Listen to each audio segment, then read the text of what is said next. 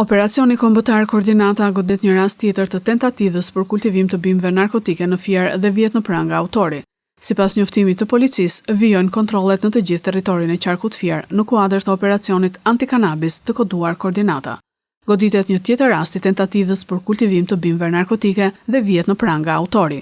Në vijim të operacionit kombëtar të koduar Koordinata, shërbimet e Komisariatit të Policisë Fier gjatë kontrollit të territorit nga toka dhe nga ajri, duke përdorur dron në vendin e quajtur Kodra e Dafinave në fshatin Gjorgoz, kanë konstatuar një parcelë në të cilën ishin kultivuar 223 fidan narkotik kanabis. Specialistët për hetimin e krimeve të Komisariatit të Policisë Fier kanë organizuar punën dhe kanë vënë në prangë autorin e dyshuar të rastit, shtetasin RM, 24 vjeç, banues në Cakran. Fidanët u asgjesuan nëpërmjet djegjes.